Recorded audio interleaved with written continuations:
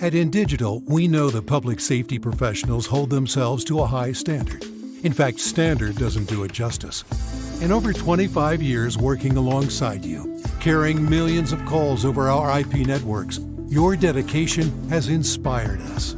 That's why our ESI Net goes beyond industry standards, not only i3 compliant, but designed to adapt to future development for a network you can count on when it matters most. Learn more at indigital.net. It is a new day for 911 professionals. They have gone from the most important person you will never see to the most vital piece of public safety. Truth be told, they always have been. The curtain has been pulled back, and they are sharing their stories. Welcome to Imagine Listening. Your Worst Day is Our Everyday by Ricardo Martinez II, and narrated by myself, Ricardo Martinez II, and distributed by Beacon Audio Books. Copyright 2023. That's right, everyone. Finally, I can let everyone know the rumors are true. Imagine Listening, Your Worst Day is Our Everyday is now available as an audiobook on Audible, and it's a long time coming.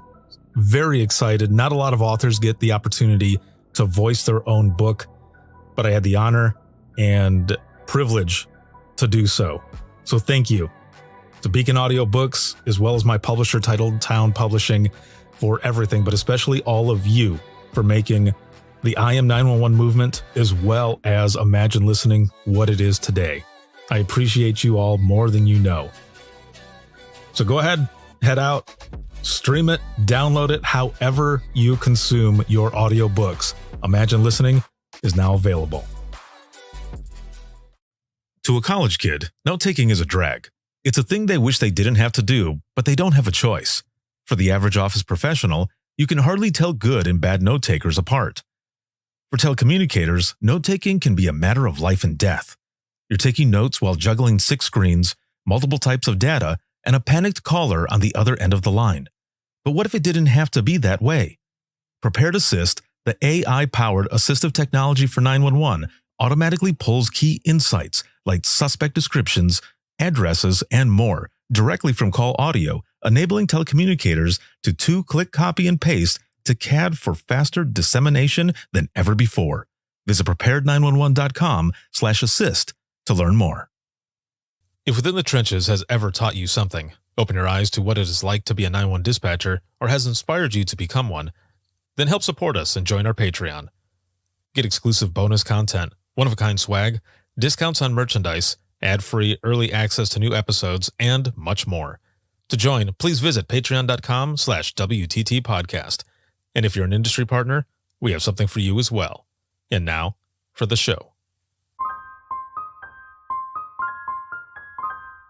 This is Jordan, and you're listening to the Code 7 Podcast Network.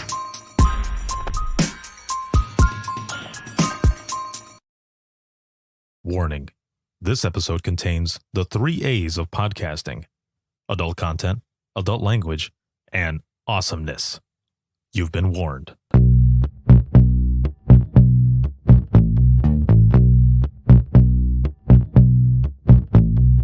Welcome to Within the Trenches, true stories from the 911 dispatchers who live them.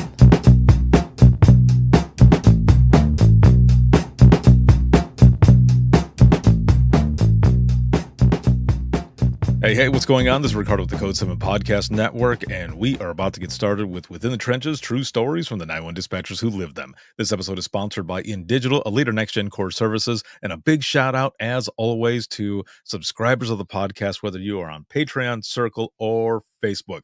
Thank you for everything, because, I wouldn't be able to do everything I do for a living if it wasn't for all of you, but especially all of you who are watching, listening, supporting, and sharing. So thank you so very much. It is Monday, April 22nd, but when this comes out, it'll probably be May. I have a lot of episodes that are coming out, and they're all lined up and ready to go. And so as of right now, you listening and watching this here, I'm just fresh back from the Navigator Conference that was out in DC, and just yesterday, or a couple days ago, rather, on 420, that is, uh, if you know what that number means, we wrapped up National Public Safety Telecommunicators Week. So I hope all of you had an excellent one, celebrating you for that week, but not just that week, every single day for what you do, because man, the stuff that you do is way more than what 1 week can even add up to. So thank you, all of you, for everything. And then, of course, you've got 421, and that is, happy surprise drug testing day. If you don't know what I'm talking about, Google it. That I'll just leave it at that. But there's a lot of awesome stuff coming up, and I'm super excited for it, along with other conferences that are coming up, and classes that I am teaching around the country. So make sure to look out for more of that information. And as we go along, we're going to jump right in here now, and I'm excited for my guest today. We were recently out just a few weeks ago. Um, well, yeah, well, about a month ago now, actually. Wow, has it really been that long? Out at the ranch, the Mayan Ranch, the most recent one. It was back in March, and we were out there for the 911 leadership training event that the 360-degree dispatcher puts on. That is run by the always awesome Joe Serio, and we have a lot to talk about today. So my guest is Kat, and she is a 911 communications supervisor at Riverside County Sheriff's Department out of California. Woo! Hi. How are you doing? I'm doing fantastic. Excellent. That is good. That is good, and it's good to see you. And as I mentioned, we were out. Has it really been about a month? It's been longer than a month, I think. Oh my Lord! It's been probably 5-6 weeks, maybe. That went fast. Yeah. Holy crap. Well, we're going to talk about that here in a moment, because there was so much stuff that happened during that time. But first, I want to learn more about you, because we talked a bit when we were out there, but a lot of times there's so much stuff that's going on that we don't always get a chance to just sit and chill and talk. And I'm excited to be here with you to learn a bit more. So how did you get involved in public safety to begin with? It was really by accident. I've been doing it for 17 years. And 17 years ago, I was working at home as a medical transcriptionist. My then husband was in a nowhere job. He was wanting me to look for him a job.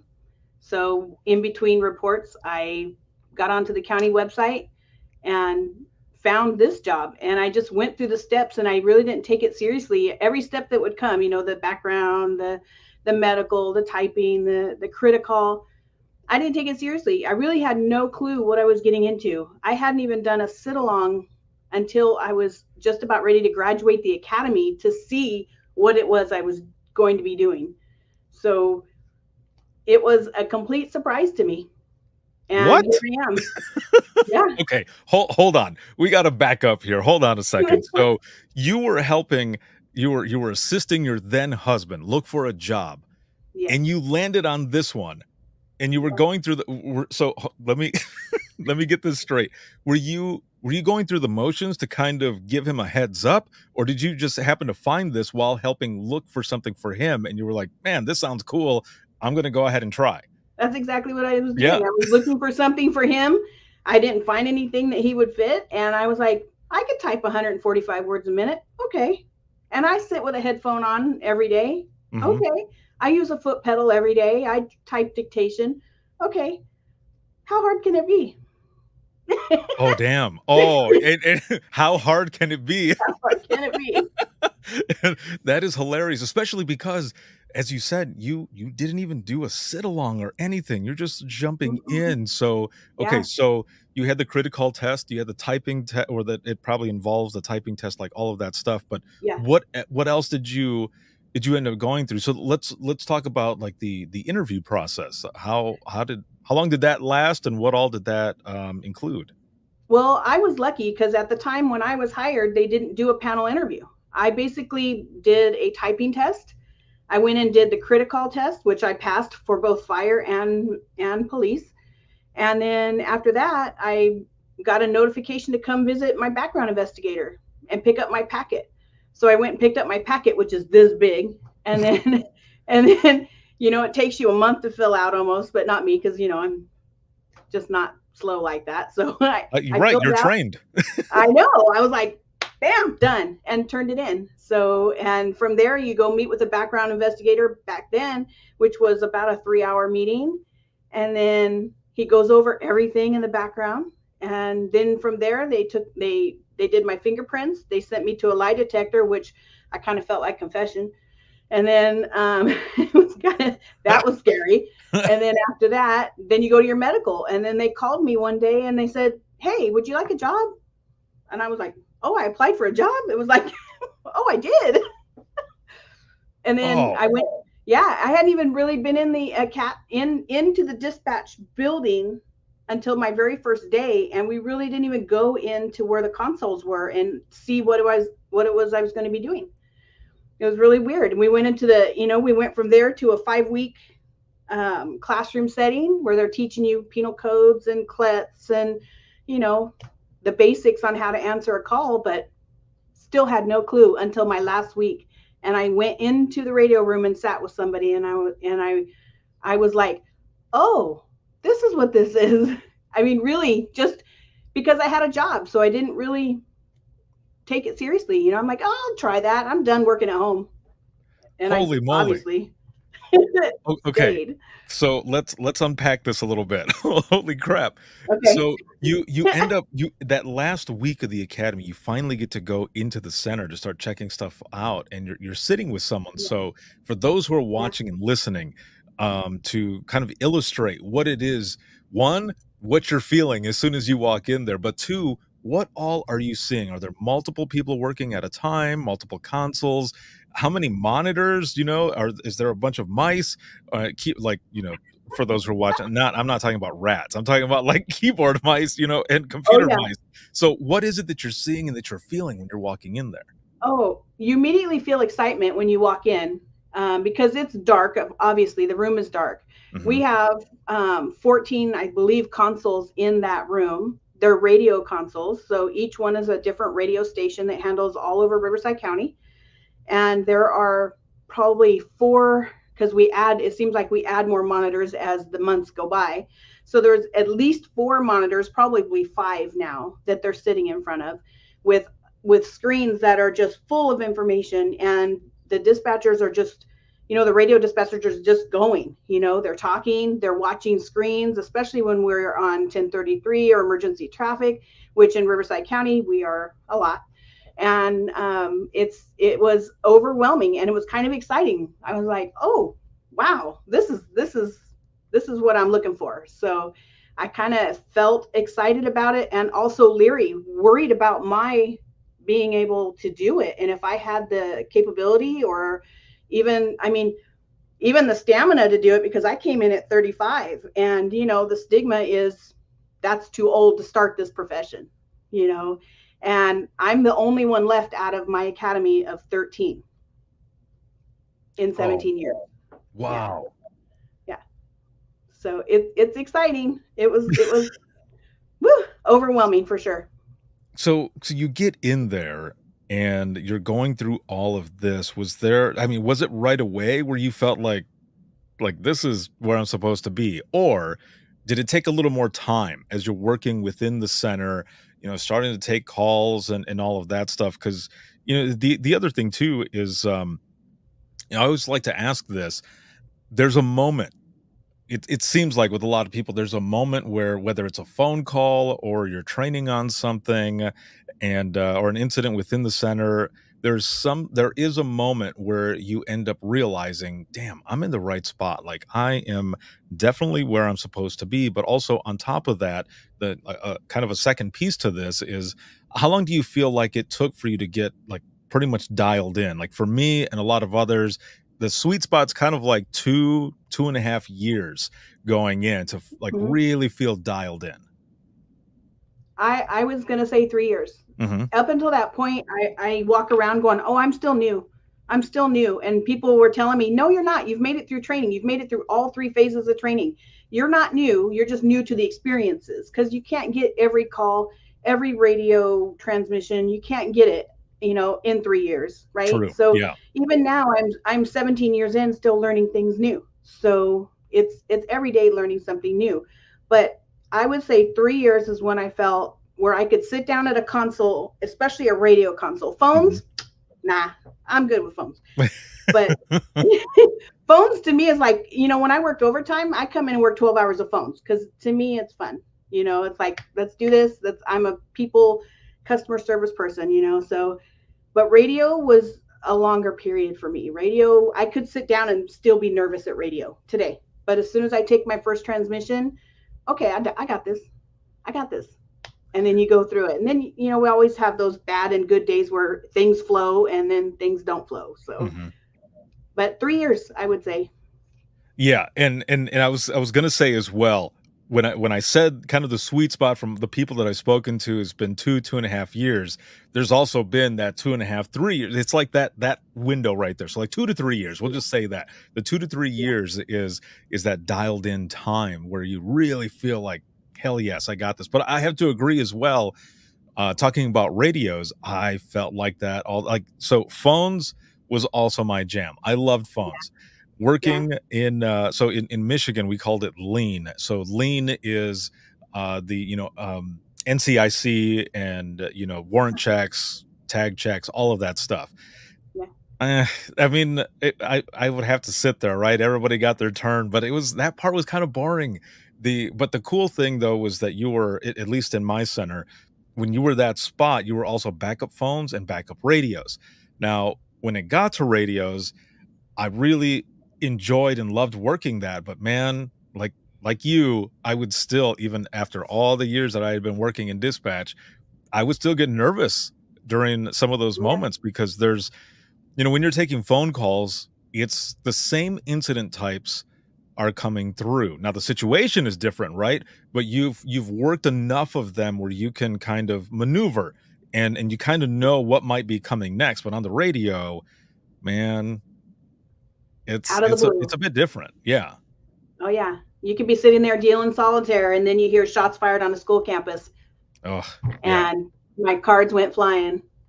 Yeah. It's two different animals all together. And that's what I didn't like about radio, was it was so unknown. When you're on the phone, like you said, you could hear background, you could hear tones and voices, you can hear the things that they're almost not saying, exactly. And get it out of them, But radio, out of the blue, every time.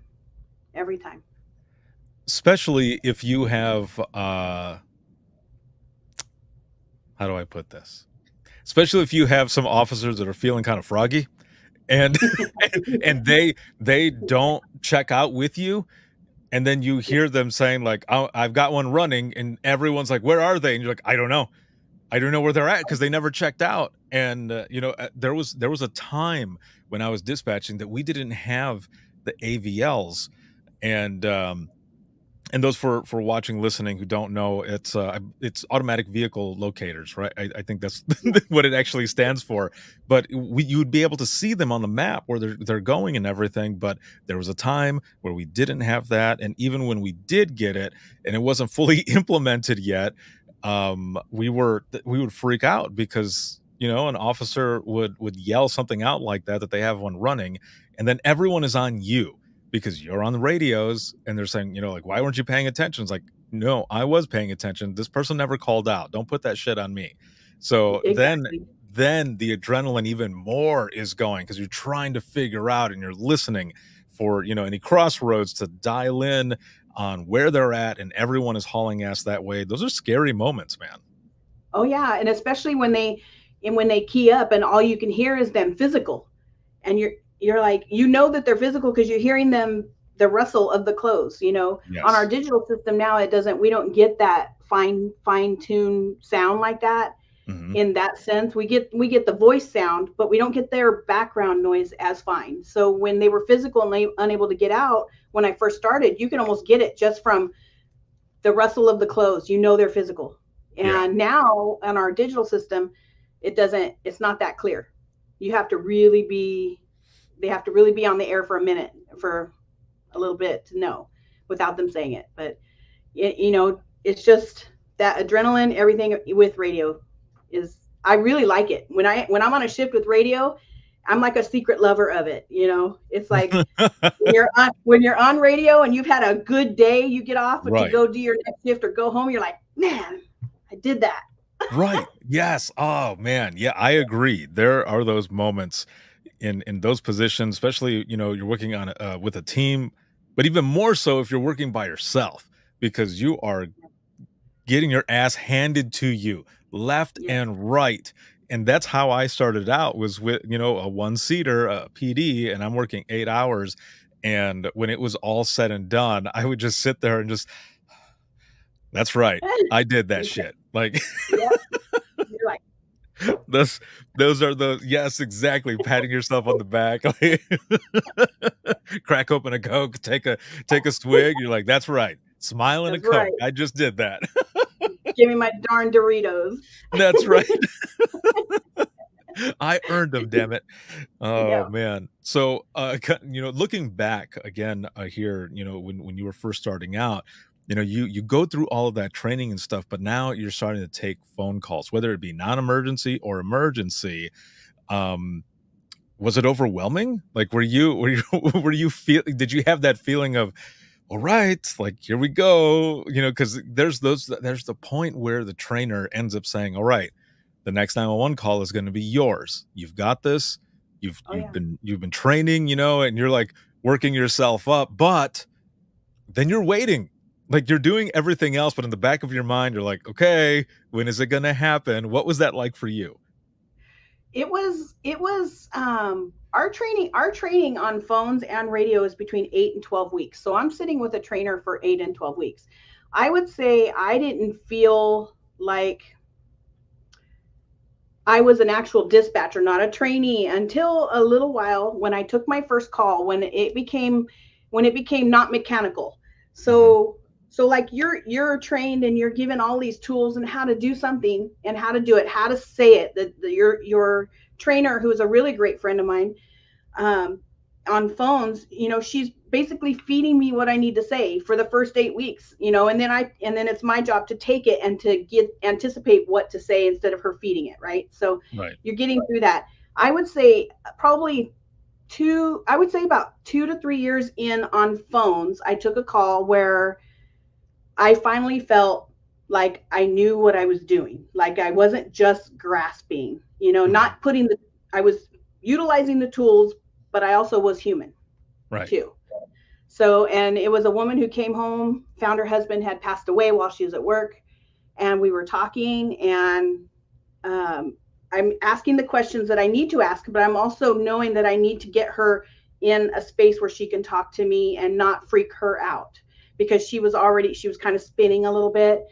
And we were talking, and I said, okay, can you step out of the room? She said, yeah. And I said, go open up your door, kind of thing, unlock the door, get ready for us, because it's an unattended. They don't roll in our county. We don't roll lights and sirens for an unattended. It's a priority too, but it's not a one.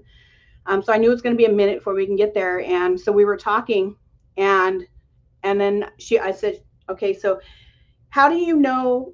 I said, this can be a hard question. And I said, so how do you know he has passed away? And she says, well, oh, honey, I'm a hospice nurse.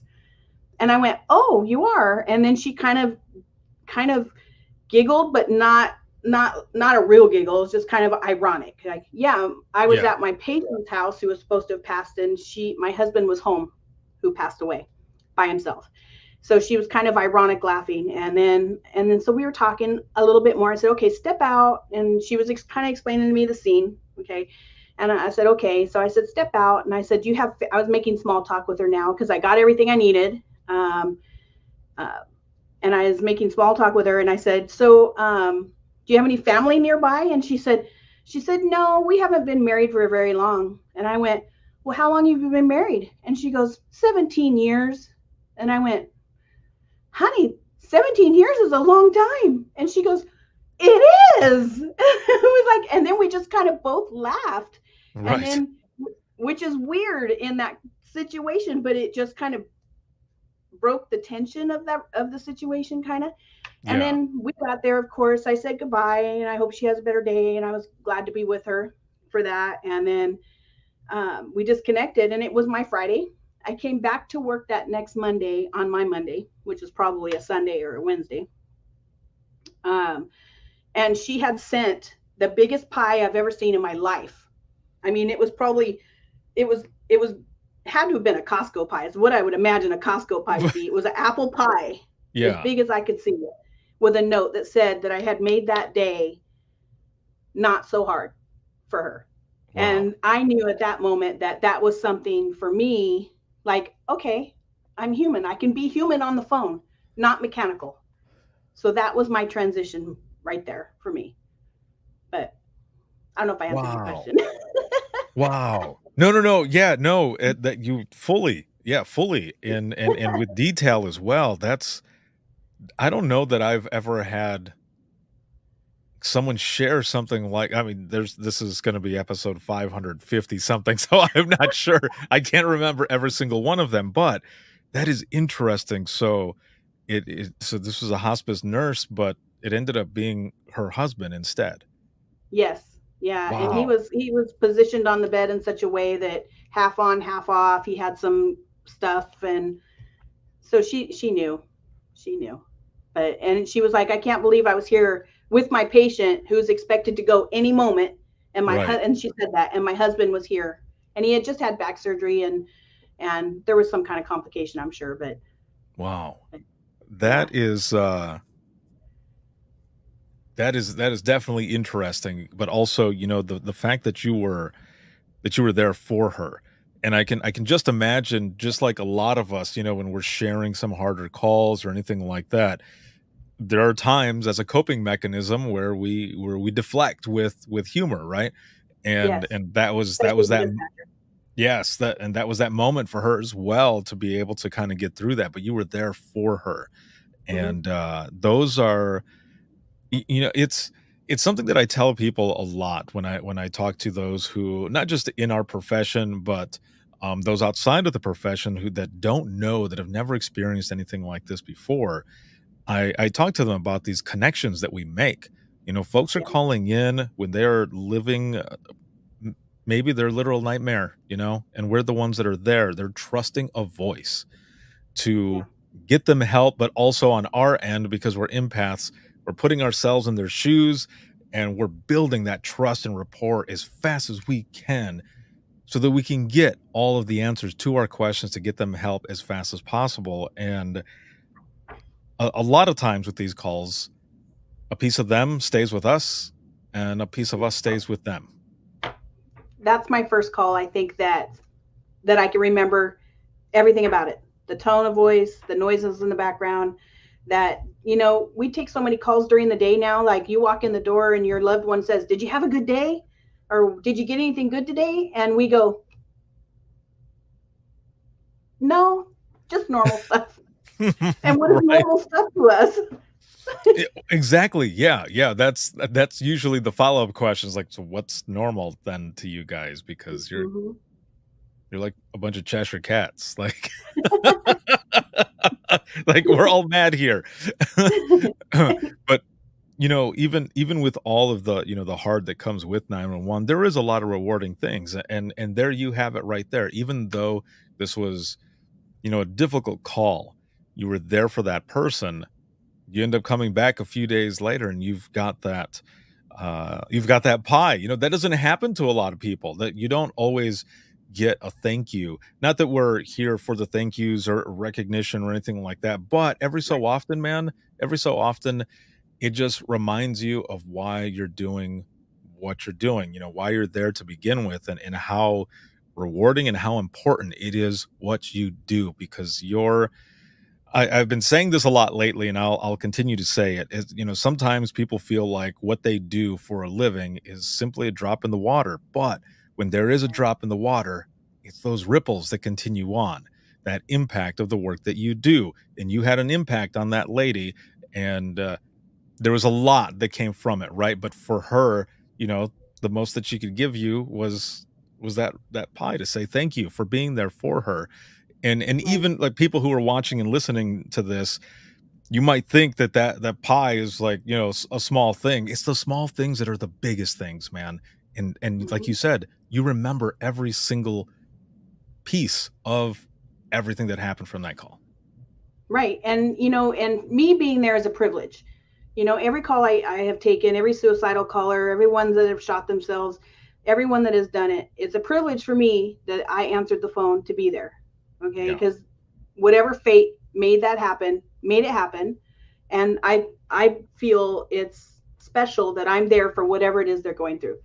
But she also did that for me because Mhm. that was my transition call. She turned me from mechanical student, new dispatcher, afraid to answer the call.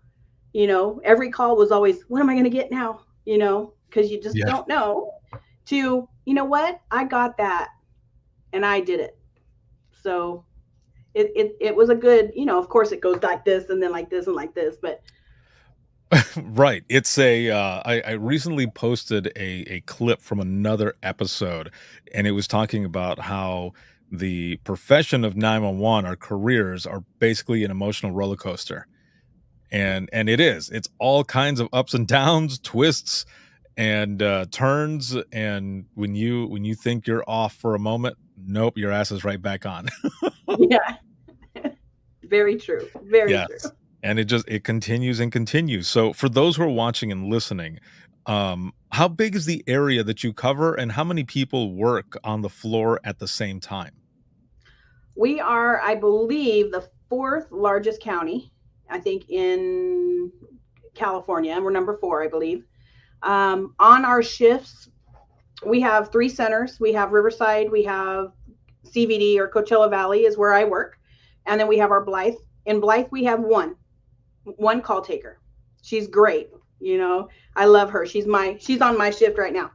And on my shift right now at Coachella Valley, we have 7 during the day, and at night we have 4. Sometimes it goes down to 2, sometimes it goes down to 1, and sometimes it goes down to this one. So depends on if we've got a pandemic rolling through, right? Our Right. our Riverside dispatch center is staffed for 32 during the day, and at night it's about 15, 12 to 17 ish at night for Graves. We're kind of moving around our shifts right now and putting some swingers in there. We kind of took it away. We always take it away, give it back, take it away, give it back, depending on our staffing. But we are obviously short like everybody else. We should have probably 120 dispatchers on books, and we Mhm. probably have, I would say, guessing 75 between all 3 centers that are actually boots on the ground. We Oh have all the man. ones that are out pregnant, out were hurt, out FMLA, all the letters, they're all out. So, That's funny. All the letters. but, um, we make it work though, we yeah. still do it. We're staffed. We still do it. Exactly. Yeah, because 911 doesn't stop. People need help all the time, and this is where it's at. And you continue working. The overtime is there. You just keep going and going and going. And so I have to ask because you just reminded me what area you all cover. Wasn't Coachella last week? Coachella, yes, it ends it. I'm staying 16 hours today because today everybody goes home from Coachella, and I drive 43 minutes to work, and um, and it takes me 3 hours to get home. So I'm staying till almost 10 o'clock tonight so I can miss the traffic. Oh my lord. Okay, Yeah, so not only was last week National Public Safety Telecommunicators Week, but you yeah, also had the opportunity to celebrate with Coachella. yes, yes. But fortunate for us, Riverside County handles the outskirts, out the traffic and the surrounding area. Yeah. NDOPD handles the inside of the facility. So we get all the drunks. We get all the deuces that are in the area. It still sounds crazy, man. Like I can't imagine as much as that festival is publicized and Yeah. put out there and so many people all over social media who are just posting all kinds of things. Oh yeah. I can't imagine working it. I mean, and this is not by any means anywhere close to that festival, but when I was working in dispatch, we had a festival that it was just over the weekend. It was just Friday to Sunday, and it was called the Birthday Bash. It was a country radio station. It was B93, and they would have all of these acts come in, and they would go to just one of our motor speedways that we had on the east side of the county. And for whatever reason, it seemed like my team was the one who was always getting hit on it, and it would be crazy. Like there were cameras set up all over the place, and we had extra monitors to monitor some of the things that were going on, and we would look up there and be like, "What the hell?" Oh yeah. Oh yeah. We hear some things, and knock on wood, this year has been so smooth this year, it seems to me. And I Yeah. get it. I work Sundays, so this Sunday we had nothing. Last Sunday we had nothing. Stagecoach is next weekend, so we have Coachella 2 weekends and then Stagecoach next weekend. So I'll be staying 16 hours again next Monday because it'll take me 3 hours to get home, 43 minutes. So Good yeah, night. it's crazy, and it seems that Stagecoach we get more stuff on Stagecoach than we do on Coachella. Really? Yeah, it's the Cowboys. Well, what can you do? It's a Wild West. So, Right. oh man, that is amazing. So, you continue on, with your journey. You've already taken, this call, and you've got these moments where you're where you're supposed to be. You're going into radios, you're doing all this other stuff, and you're a supervisor. So, are you also a trainer? Like, I are you was also a CTO? I was before a supervisor. So in our agency, we go call taker 1, call taker 2, then CTO, Hmm. and then after that you promote to senior, which is just under supervisor level, and then you become supervisor and then manager. So I'm supervisor. I've been a supervisor now since about two years and 2 months, but Nice. I So, like it. So the reason I ask as well is because, a lot of times there's one of two reasons that you end up moving up to CTO or supervisor, but especially, a certified training officer. For those who are watching and listening who don't know what a CTO is, a certified training officer. Now, either you had crap training yourself and you want to make sure that that new generation, that literal next generation of 911 that's coming in, doesn't have to deal with the crap that you did. You want to break that cycle, right? So you become a CTO as well to kind of mold that next generation, or you had really good training and you want to continue that legacy for those folks who are coming in. So what was really your push to move towards being a certified training officer and then up to a supervisor? Well, I kind of went through a period after I felt comfortable of, what, I'm just perfectly good being a dispatcher, Hmm. perfectly good. But my nature is not that. My nature is not to sit stagnant. I'm an excited puppy all the time, Yeah. and I can't sit still. So, well, not like figuratively. I have to keep trying for more. Well, Right. actually, both physically too. But I can't.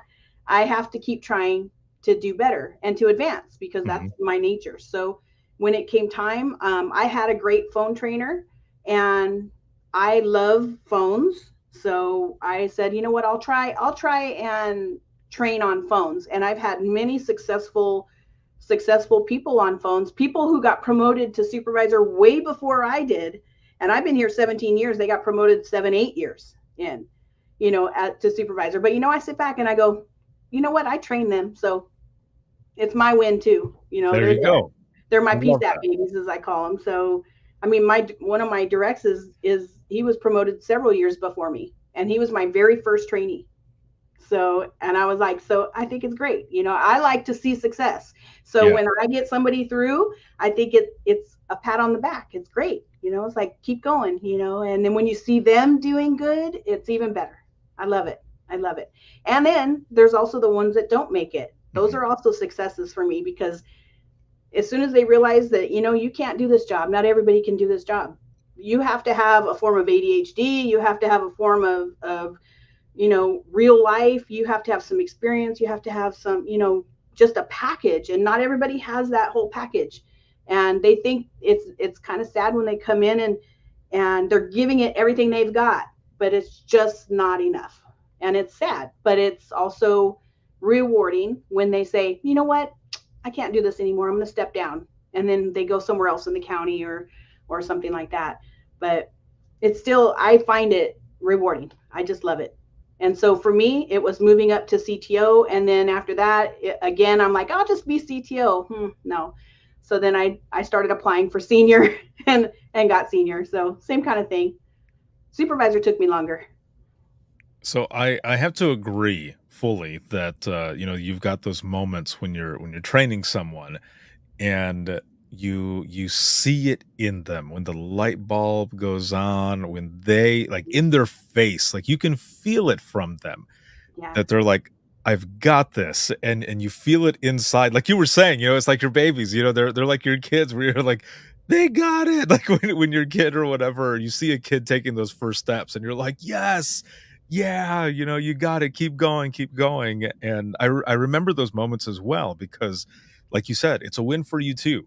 And it's all the knowledge and everything that you put into a person that when they take that and they run with it, it's like, let's go, man. Like, yes, this is how we do this as a team, as a family. And you just continue, you got that good cycle that's going through there. I love that. And just being able to push others to be better. I mean, it's a win-win for everyone. Exactly. Very true. And I like when they go, who trained you? Oh, Kat trained you. Yep, I trained him. That's mine. Right, like right here, Right here. right Right here. here. And you're not promoted yet? No, but he is. So Right, it's still a win for you. It's still it's mine. still good, yes, Yeah. because then those folks later on when you're trying to promote up or whatever, those are the ones that, admin or whoever is gonna talk to, and they're gonna say, "So, how was so and so as a trainer?" Or, "How was this and that?" And they're gonna be the ones to say, "They got me through this. I wouldn't be here if it wasn't for that person." Yes. And, like, it might not happen right away, right? But when those things do happen, it comes full circle, and then you end up making that promotion. You end up going through. Exactly. Exactly. And it's rewarding. And what is even more rewarding is to see my trainer when I got promoted to supervisor, my trainer and people I trained there to give me the same props. Like, yep, she trained me and I'm her first or something like that. It's just a full circle. Right, It just yeah. comes around. But You gotta love it. That's what I love about this profession, man. There's so many different layers and so many different things that just it's so good. Now you're going through all of this time and you're promoting up. There's all this other stuff that's going on as well. And is there a call? I know everyone has one call or several calls, and of course, if you feel as long as you feel comfortable talking about it as well, but a call that kind of sticks with you. of course, we all have several. The one that sticks with me the most is, and it's because, as we do the job, we don't know the ending, right? We don't know what happens in the end. The one that sticks to me the most is a suicidal caller that I talked to who wasn't even in our county. He was actually in Reno. And he got transferred to me from a suicide prevention line because of his area code. So I got him at like, gosh, it was probably 1 o'clock in the morning. Mhm. And he basically was in his vehicle. He had taken 40 metformin, which is a diabetic drug. And he wanted to kill himself because he came home from work that day. His wife said she was done, wanted him out of the house. He had just moved up there to where he was at and cashed out his retirement, bought her dream home with horse property. I mean, we became like family. We talked for at least an hour until we found him. But when we were talking, he was telling me, we talked about religion. We talked about his family. I kind of used dispatch technique to get him to tell me where he was from. He's actually lived a block away from where I lived at the time. I told him I went to school with his daughter, which was a white lie. His daughter, he told me his daughter's married name. My co-partner was able to research her, get her phone number because he was refusing to tell me where he was at. He was on a dark road in a blue truck is all I knew in Reno or a town next to Reno. And we were talking about religion and he was it was the anniversary of his daughter's death because he signed the papers for her to pass away in the hospital. His wife blamed him, and he was very distraught about that. He signed and said it was okay for his daughter to pass away, and he was hurt. And I told him he wanted to go be with his daughter, and we talked about religion, and he was mad at God. And I told him, you can be mad at God. And I said, but, I said, you're wanting to go to heaven. You believe in heaven still? And he said, yes. And I said, do you believe that your daughter is whole and beautiful now in heaven? She's not sick anymore. She didn't have any heart problems anymore. And he says, yes. And I said, you have a daughter still here on this earth in proverbial, could be, hell, Mm-hmm. Earth is, this is hard living. Right. Heaven is not, supposed to be. So he talked about, and I said, so you want to leave your daughter here to go be with one who's perfect in heaven, waiting for you to get. And he kind of thought, and I could hear the wheels clicking, and we were, we talked about that. And he goes, no, he goes, my daughter here needs me. I said, well, where are you located? Where are you at? And he still refused to tell me. He held that. He did not want to tell me at all. And then we were able to find out where he lived in Winnemucca or something like that. It's up there in Reno. Mm-hmm. We had Reno PD come, and they did like a radius search from around his house, and they were going down a street, and he goes, oh damn, there's a cop car going by. And he goes, did you tell him where I was at? And I said, no, Steve, I don't know where you're at. I said, I have no clue where you are. I said, you're part of my life, and you and I are having a conversation right now. And he's like, oh, okay. And then they stopped, and he goes, they stopped. So then I had to become dispatcher. And I said, okay, Steve, you don't have any weapons, right? I said, make sure your hands are seen. Don't make any sudden movements, and please answer his questions. And he says, okay. So I hear a knock on the window, and he rolls the window down. I can only imagine it was a rolling window because I heard the squeak of the window, the thing. Right. And then he said, I heard the police officer go, hey buddy, he goes, how are you doing? He goes, I'm not doing too well. And he goes, well, who are you talking to on the phone? He goes, my friend Christine. And I was like, so by this time, the police are there. We had been talking for a while about very tough subjects. And I had tears coming down my eyes, and he hands the phone to the police officer. And the police officer goes, hello. And I said, hi. And I introduced myself. I'm Christine from Riverside County Sheriff's Department. I've been on the phone with him for 45 minutes now. He's taken 40 metformin. He was lucid when we first started talking. Now he's starting to retch, and he's becoming lethargic. And he said, okay, thank you. And he goes, hey buddy, can I hang up the phone? He goes, no, I still want to talk to my friend. So he hands the phone back to him. Yeah. And then I'm like, I'm at my console going, oh no, now I'm like, oh my gosh. So then I hand the phone. I go, are you okay, Steve? He says, yeah. He goes, just stay with me until they get here. And I'm like, okay. So then the next thing I know, probably 5 minutes later, ambulance shows up, and I hear, hey buddy, how are you doing? And I'm like, he's all, who are you talking to? He goes, this is my friend Christine, and hands him the phone again. And I'm like, hello, my name is Christine. I'm Riverside. I did the whole spiel again. Now it's been 60 minutes or something like that since he took metformin, and I told him all that. And then the ambulance guy goes, well, how do I treat that? And I said, I don't know. I'm not a medic. I said, right. Like, I'm not a medic. I said, however, I was an EMT, so you would give probably a large bore IV and some sugar. But no, I probably should not have said that at all. But then he goes, can we hang up? And he says, no. He goes, I still want to talk to him. So they gave me back to him again. So I was with him until they put him in the ambulance, and then his phone disconnected. So I don't know the outcome of that one, but that one is the one that stuck with me the most because I had no way to help him other than to talk. Right. I didn't know where he was at. I couldn't do the whole dispatch thing where I could type, and send the call.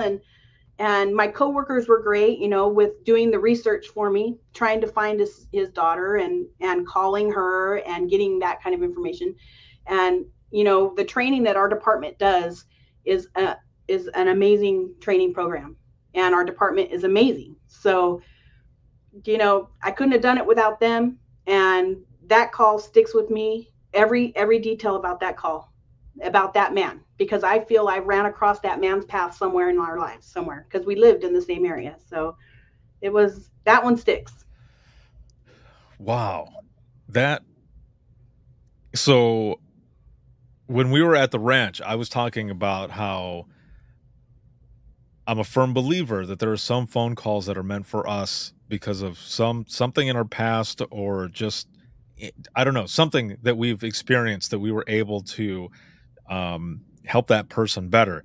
Now, I'm not sure what that part is here, as for you specifically. However, I feel like from the beginning when we were talking, and you were talking about the person that you finally felt that you were dialed in, where you could actually be human, you know? You were Mhm. doing exactly that. You were it was almost like a recall, and you're going through, and it's interesting listening to you tell the story as well, because you're right. A lot of the calls that we take, we remember those little bits of details. I mean, you mentioned the window and how it had to have been, Mhm. a pull, a little lever there to bring that down because of the squeaking that you heard. And Mhm. I tell people all Mhm. the time, there are certain things that we remember where we're piecing everything in our heads, and we remember every single part of that call, what happened. And in this situation, you had all those moments, and he kept wanting to, you had built that trust throughout all that time, and you were the person that he wanted. And I applaud you. Well done. Like, that's amazing work. How long ago Thank was you. that? Oh, it's been, I've been 17 years in. It was probably around probably 10-year mark or less. I remember it every detail. It feels like it was yesterday, and I remember the rapport I had with him, and that one, it's been a while, but it feels like yesterday kind of thing. And listening to you tell it, I felt like it was yesterday that this happened, because of the amount of detail, and just everything that went through it, but also how you felt during that time.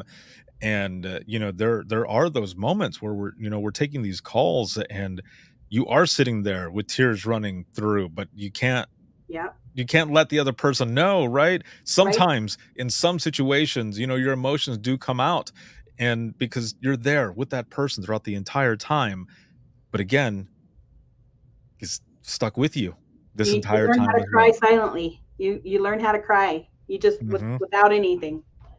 Just let it go. Wow, Yeah. that is a story. Thank you so much for sharing that. And so as we've said, you've been doing this for 17 years and such, and continuing, and just listening to you, just looking at you as you're telling these stories and everything. Damn it, you are definitely where you're supposed to be. And I can tell how much you love this. I do. And like I say all the time, there's a lot of hell that happens in 911. There's a lot of bad, but there's a lot of rewarding moments. And you have shared some harder calls that also had those rewarding moments. And so now we fast forward to about a month ago, Okay. or a little over a month ago now, and we're at the ranch. And what was that like for you? Because what the reason I like to ask as well is because for those who have never been there before, but also those who have been there, there's moments right in the beginning where you're thinking, probably on the way there, you're thinking, I don't know what this is going to be.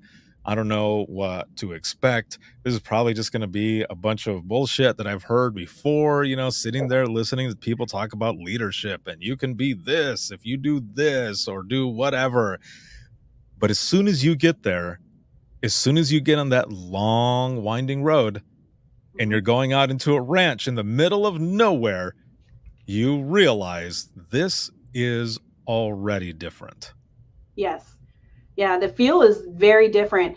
For me, the anxiety of going to classes like this is the social anxiety, because I'm socially awkward and I say stupid crap all the time unless I'm on the phone. Who knew? But So for me, it's always the first day anxiety of they're going to make me get up in class and they're going to make me tell something about somebody else. And because, 17 years of classes, that's what, we're usually doing, which is anxiety. It's it's horrible for me. Right. I'm like already like, oh man, I'd rather take a suicidal caller, but I always say I'd rather have a surgery than to cook dinner, I just can't do it. But for me to walk in there, and I felt, a little bit of the anxiety, but not like I thought I was going to feel. My picture of this ranch was I was going to ride horses every day. It was going to be sitting around a campfire. I was like, right. I'm ready for the horses and the campfire. I was pleasantly surprised that it was something totally different than that. The classes were completely immersive. Just, they make you think and not in a bad way. It's like, oh, I could have handled this situation this way, or that's the kind of person that is, or that's the kind of person I am. It's self-evolving, and it's heavy. It's heavy too, because it smacks you right in the chops. I mean, it's like, by day 3, and by day 3, you're like, oh, I don't want this to end. I've got a day and a half left. I don't want this to go yet. I'm still, this should be a semester class. Yeah. Department will send me there for 8 weeks. Let's go. If it had fainting goats, I wouldn't have left. There have been some before, and yeah, so so I'll touch on that really quick as people are watching and listening to this. There are animals everywhere. I mean, you can be walking up to the building that holds the saloon and the dining area and all of that, and out of nowhere you hear something scream like right next to your face, and you're like, oh my God, and it's a peacock. It's just chilling right there. I mean, they're all over the place. Or an armadillo run past you. Right. Or an armadillo. Yeah. It's just like you hear it and you're like, what the hell is that? You're like, oh, it has armor. Oh, it's an armadillo. Okay. And yeah, they're all over the place. Movie. Yes. And like for me, and I've shared this story many times, but I will always share it because it was freaky. I'm walking back to my cabin from the saloon, and I hear, like, to the right of my face, just a and I'm like, oh my God, what is that? And I'm just standing there frozen, and I turn to the right, and it's a ram that's right there. And I'm just like, look, I respect you. Okay. We're cool. I respect you. But then I turn around and I'm walking backwards the whole time, because if that thing is like, I don't give a shit, and goes to hit me, like, my ass is going to run, or at least I'm going to try to run. So right. There's animals everywhere. And then in the morning, if because breakfast is what, like 7:30 to 8 or something, or 8:30, 7:30, 8, I don't know, something like that. It's early, but you get up and there's, again, the animals that are all over the place. And the cabin that I was in, it was right across, and there were deer all over. Yeah. And it was one of the coolest things. Yeah. It's very... For me, it was the sunrise. The sunrises in the morning were great. Yes. Yes. Right. Yes. It's very peaceful. And then, you go to breakfast, then you go to class, and you've got classes all day and breaks in between. You've got a lunch and stuff, but there's so much stuff that's coming at you. There's so much discussion that while you're going through it, and for a lot of folks, again, like I said in the beginning, you get out of it what you put in. So if you go in with a bullshit attitude and you're just like, I'm just going to be here, and you don't really take advantage of it, you're not going to get that much out of it. You might get a couple things here and there and like, oh, that was interesting or whichever. But if you're not really immersing yourself with the rest of the people that are there, people who come from where you come from, you're not going to get much out of it, and it's going to be a waste for you. But your class, you and so many other folks got so much out of it. I mean, a lot of you just completely, you opened up and you let go. That's basically what happened. Yeah. We opened up and let go. And then we also connected with each other this class. I felt like I have a group of friends that could be family in my future. They're even though we are states away from each other, we still communicate.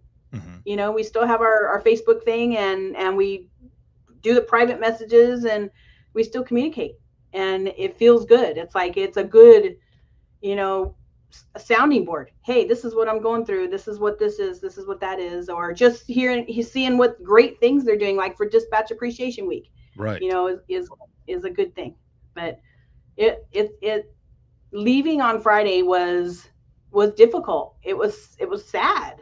You know, it was mournful. We were exhausted from the week, you know, especially karaokeing. But Yes, exactly. but you know, to leave and now what do we do with this knowledge? Now what do we do with it? You know, so I know that I'm changing my ways of trying to supervise and to learn people, because I'm a people person. I love my crew. And I feed them. That's my love language. I feed them all the time. They keep saying, Kat, last week I bought him lunch, I bought him breakfast, you know, I bought him ice cream. You know, I was just like, I'm feeding you. I'd rather give you something that's going to make you happy than a trinket, you know, that they're going to say, oh, thanks, you know, because that for me is my language, you know. So learning and putting it together is making me a better supervisor, just slowly. You know, I got to compartmentalize it, put it together. I love that. And I was telling someone recently, it's almost like, it's like high school when you get in your freshman year. Ugh. And you're going into different classrooms and you're like, oh, I don't really know a lot of these people, you know, because it's kind of mixed and stuff, right? And then you start to talk and you start to get to know other people, and then you realize you're not that much different than everyone else, and you're connecting on a different level. And then when you get to the end and you graduate, you're like, damn, that was it. Like, that went by super fast. Yeah. So those 4 years are actually like 4 days at the ranch that you've gone through, and then you graduate at the end, and it is sad. And people, you know, were asking me throughout the week, like, what's Imagine Listening like? And there were a couple people who have been there, or folks that had been told what Imagine Listening is like. And I would say it's going to be something that you've not experienced before. Like, it's a peer support session. And I said, so just be prepared if people start bringing out tissues and they're like, oh my God, what? and then we jump in, you know, and I share a part of my story, and it's to get everyone comfortable with what we're about to do. And then we start sharing stories. And that first part is very emotional, whether it's a hard call or a save. And it is emotionally intense. And then, of course, we end it with the funny part. And I wish we would have had a little more time to do more of the funny part when we were there together. However, that just meant that there was that many people who had been holding some of those stories inside, and they needed to get them out. So we're tweaking a few things where I think for the next one that I'm out at, and the next ranch that we're doing, I'm actually going to have that whole morning to me to do my part, and then do a longer of the Imagine Listening, because we want to make sure to be able to have enough funny stories to balance out everything that was going on. But what were your thoughts just on the Imagine Listening piece? I always like to hear, not because this is like an ego thing. It's because I want to know how people feel throughout it, so that others who are listening, when they go through it, or if they're ready to do or be in an Imagine Listening session, what they can kind of look for. At first, I thought, I really was interested in that, because you know, we go through as dispatchers and call takers, and we think we're invincible, and we may have calls in here that we don't know that are getting us. We don't know that are affecting us. And it was great to see people open up and show that they're vulnerable, that, hey, yes, I took that call, and yes, I did the call, but I still walked away with something, you know, some negative from it, or some positive from it, or whatever you got from it, you know. But it also shows that people are human, that we are not mechanical. We answer phones, and the scream of a mother who finds their child hanging, the scream of another, family member finds their child or family member ran over by a car or shot or horrible things happen to them, is the same scream, and we all hear it, and we know it the minute we hear it, that this is a real call. This isn't, my mailbox was broken into, which is a real call, just Right. the different nature of a call. Exactly. Yes. So that episode, that series that we did, that the Imagine Listening, I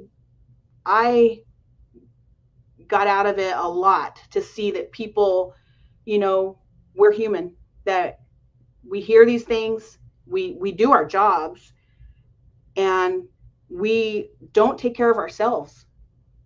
And we just move on to the next call. That screaming mother call I hung up with, and then went right on to the next call, a TC somewhere or something. So we don't have time to stop and to say, oh, that was bad. Maybe I need to go walk outside for a minute and look at the sun. That's what I do. I walk outside. But exactly. Yeah. For me, it's a special session. It needs to be longer. Well, thank you. And that's why I wanted to hear as well a little bit of that, because I'm always taking feedback on those sessions, but especially Imagine Listening. And I think there was a feedback form that said it needed to be a little bit longer. And that's kind of spurred a lot of the conversation as well.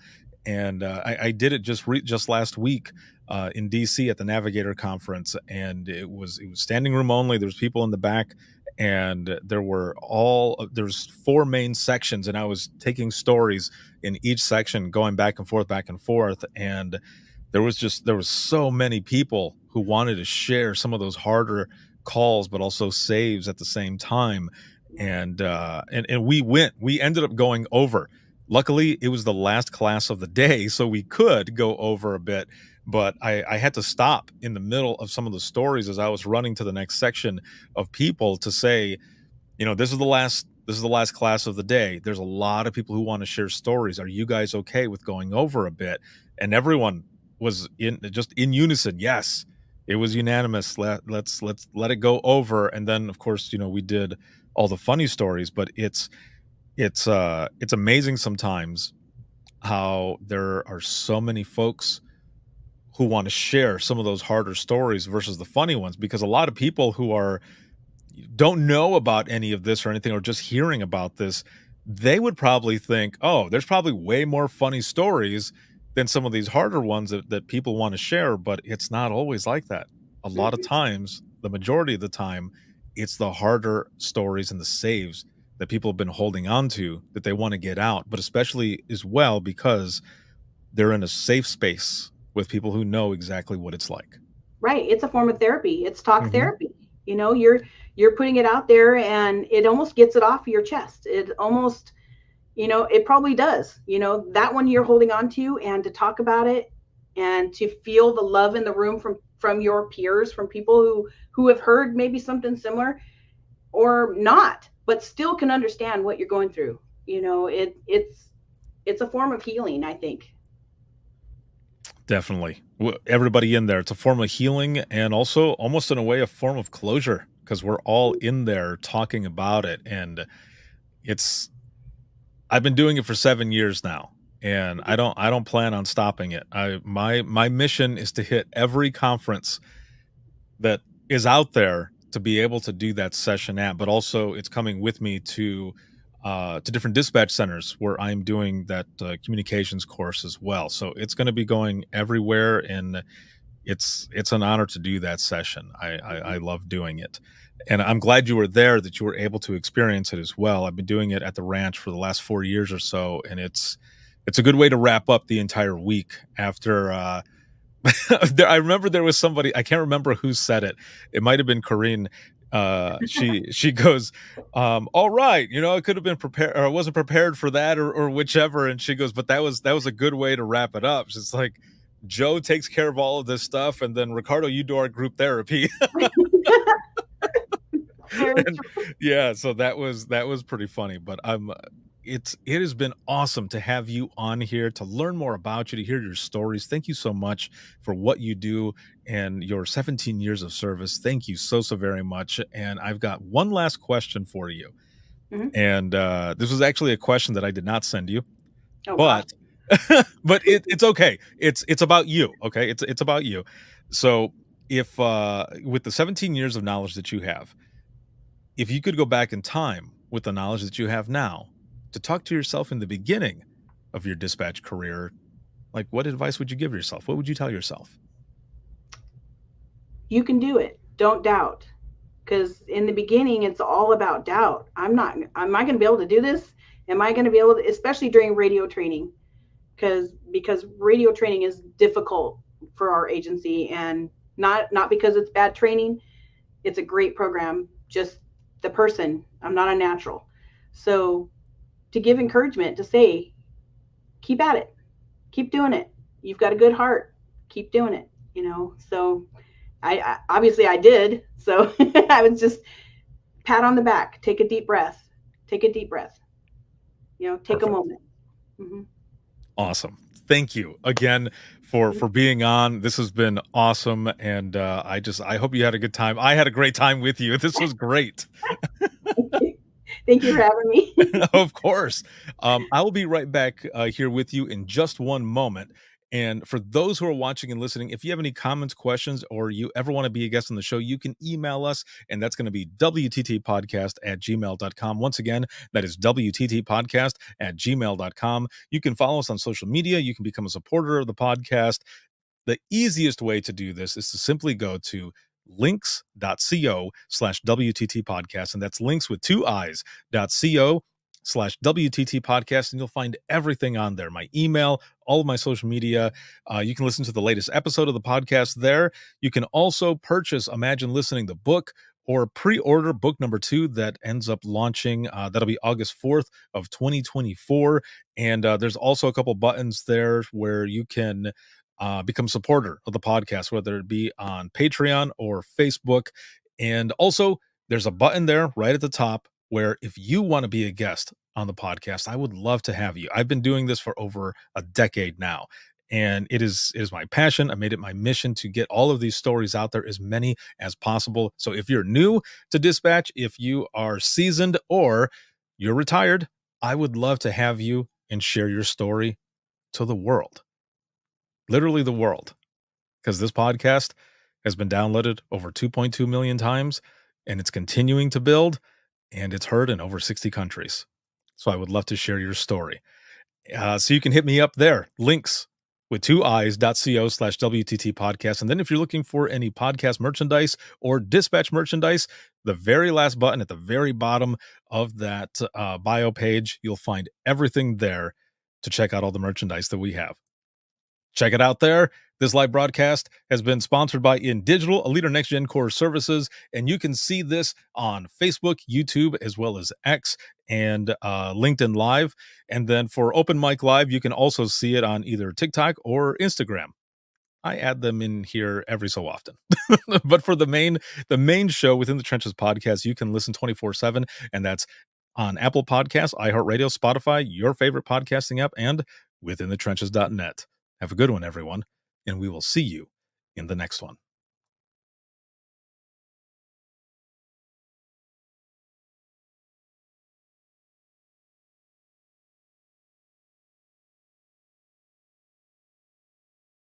To a college kid, note-taking is a drag. It's a thing they wish they didn't have to do, but they don't have a choice. For the average office professional, you can hardly tell good and bad note-takers apart. For telecommunicators, note-taking can be a matter of life and death. You're taking notes while juggling 6 screens, multiple types of data, and a panicked caller on the other end of the line. But what if it didn't have to be that way? Prepared Assist, the AI-powered assistive technology for 911, automatically pulls key insights like suspect descriptions, addresses, and more directly from call audio, enabling telecommunicators to 2-click copy and paste to CAD for faster dissemination than ever before. Visit prepared911.com/assist